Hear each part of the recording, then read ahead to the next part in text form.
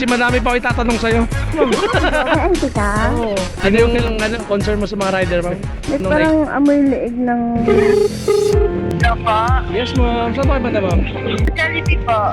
Ay, Sige, walang problema, ma'am. Bandang Ortigas, di ba? Ortigas ba? Tayo na, check ko lang. Sino ka ba? Angelica? Hindi nga. Ay, ito talaga si ma'am. Ako, ma'am, ha? Ma'am, nag-content pala ako. Okay lang ba? Isama kita? Okay. Lapit mo yung mic mo. Kasi madami pa ako itatanong sa'yo. Grabe. IT ako, ma'am. Ay, ka? Oo, pinutil, ma'am. Saan ba province mo? Negros.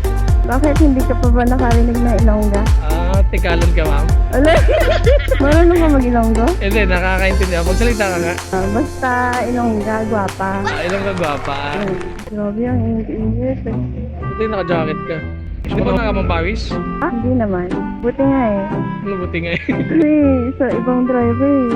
Oh. Sobrang as in yung parang amoy kanal na. Oo?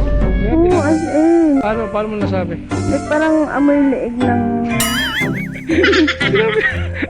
Oh, shoutout sa mga riders dyan. Ano yung concern mo sa mga rider, ma'am? Anong na-experience mo? Yung sa helmet, sobrang baho. Like, amoy kilikili. Parang ewan sa ulo naman nilagay.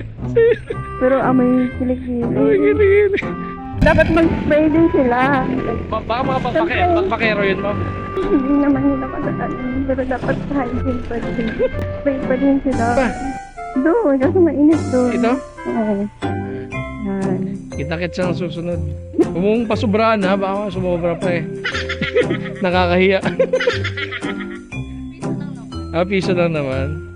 Okay na. Bigyan kita sticker. Tika lang. wait lang, picture mo na tayo. Picture tayo. Thank you, ma'am. Ingat ka ha. Bye-bye. Nagbayad ka na ba? Okay na, okay na. Sige, sige. Ingat, ma'am. Sige, sige. Bye-bye.